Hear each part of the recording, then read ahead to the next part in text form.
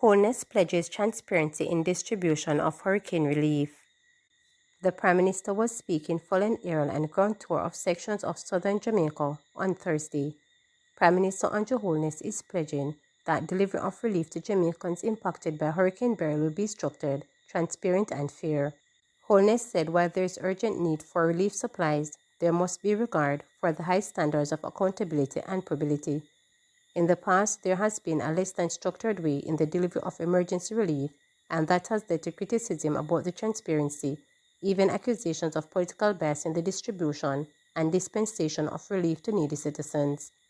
It would be a real travesty if such criticism was made, he stated, pointing to systems implemented to provide assistance to Jamaicans during the COVID-19 pandemic. Holness warned that there will be a process for assessing benefits following Hurricane Barral, no matter how small it is. So whatever the government allocates, we must be able to trace every cent of the beneficiary. It mustn't end up in anyone else's pocket who is not the beneficiary, he noted. He noted that the following is a process could lead to things taking longer. Hurricane Barral leaves devastation in Alligator Pond. Residents of compound in Alligator Pond, located on the border of St. Elizabeth and Manchester, are currently grappling with the severe aftermath of Hurricane Barral. The powerful storm left a trail of destruction, blowing off several roofs and causing damage to crops estimated to be in the millions. We see the dink them a fly all over the place, and roof cascading, everything in my house is water, a resident told reporters. Recovery going to take time, even with assistance we might get from the authorities, he added. Another resident recounted the danger that faced as zinc sheets were sent flying. I had to be ducking to avoid being hit. The community is now facing significant challenges, with many residents staying with relatives until essential utilities like electricity and running water are restored. Member of Parliament Robert Chin visited the area to survey the destruction, but he could not be reached for comments. However, Counsel for the Alligator Pond Division, Omar Robinson, said they are presently preparing care packages for affected residents. We have been summoned by the mayor to get relief packages for those affected. We are targeting the vulnerable and shut-ins who were unable to access the shelters, he noted. Robinson said there are persons on the ground now doing data collection of persons whose houses and crops were damaged to provide further assistance. Government offers support to families of 2 people who died during Hurricane Barral. The government of Jamaica is expressing condolences and support to the families of Alric Moncrief and Ken Sterling, who died as a result of the passage of Hurricane Barral. Our thoughts and prayers are with their families during this difficult time. Hurricane Barral has brought significant hardship to a nation, and any loss of life is a profound tragedy, a statement from the Office of the Prime Minister said. It said Minister of Culture, Gender, Entertainment and Sport, Oliver Grange, contacted Moncrief's family to speak with them and offer critical support on behalf of the Prime Minister Andrew Holness. However, she was unable to establish direct contact with Sterling's family due to connectivity challenges in Hanover. Grange noted that the members of the administration were deeply saddened when they were informed of the tragedies. Our hearts goes out to the families who have lost their loved ones. We stand with them in this time of grief and sorrow, Grange stated. Moncrief, otherwise called Kalanji and Lala, was playing football with friends on Wednesday in Arnett Garden, St. Andrew, when the ball fell into a gully and he rushed to retrieve it. However, when he entered the gully, the force of water, which swelled as a result of the heavy rains associated with Hurricane Barral, reportedly carried him away. Meanwhile, 26-year-old Sterling from Hanover was killed on Wednesday evening after a tree limb fell on her during the hurricane. Despite horror, Alligator Pond residents defend the 9 evacuation order.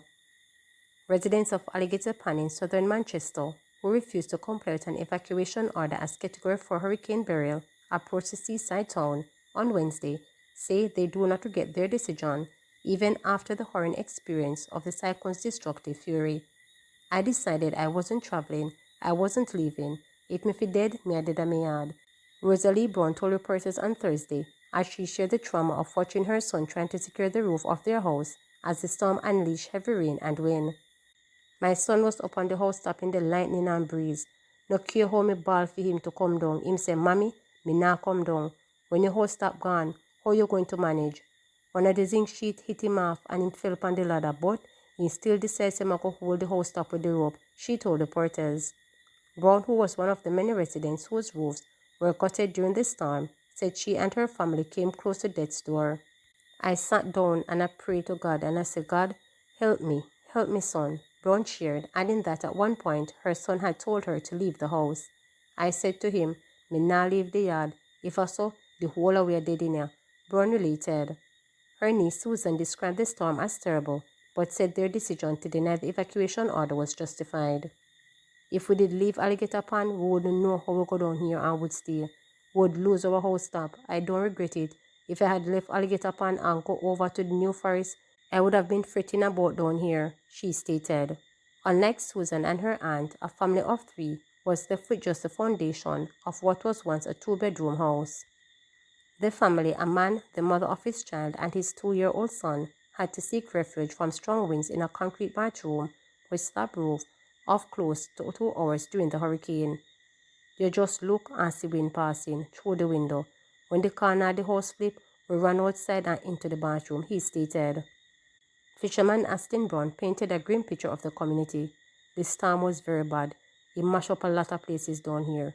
It took off a lot of roofs. I never know I saw the storm be dangerous. The sea rise, and you could hear the sea rolling like rolling calf. A lot of people are now homeless right now. In the village, almost every house top gone, he stated. From 3 o'clock until about 5 o'clock, we go through it very rough. All that was going through my mind is that my house should have deck, and I pray to God to hurry up and make it pass. Sorry for the people them whose house lit down flat, only the foundation leave, he said, adding that he didn't evacuate the area as he needed to secure his house. You know, people not going to run leave them place just like that. You have your thing in your place and your values. You're not going to really just run left it like that, he stated. GraceKennedy pledges full support to national recovery effort.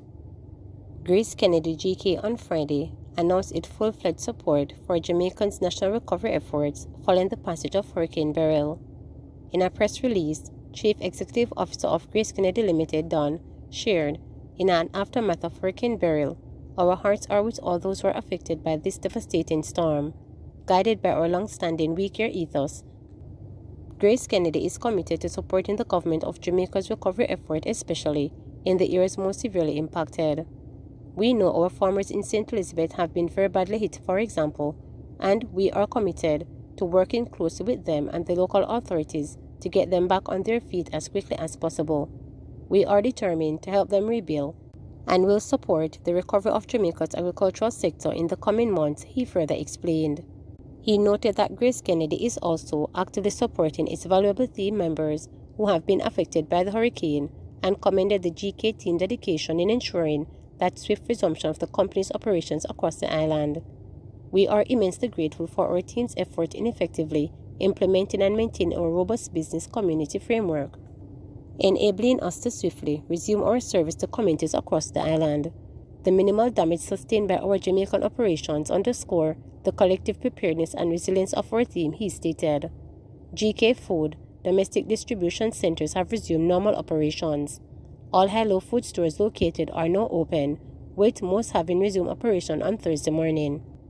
Many GK Money Services locations, including Western Union, FX Trader, and Bill Express, also reopened their doors to serve customers on Thursday.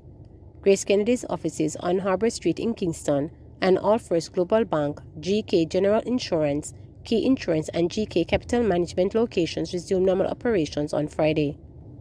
Operations have also resumed at several GK manufacturing facilities and are expected to be fully operational by early next week. We draw inspiration from the strength and determination exhibited by communities across Jamaica over the past few days. Jamaicans are a resilient people, and ours is a blessed nation. I am confident that together we will recover and rebuild stronger than ever. We also extend our sincere gratitude to the essential workers from both the public and private sectors who have been working tirelessly to aid in our nation's recovery, he further added. Please remember to subscribe, like, share, and click the notification bell for daily updates.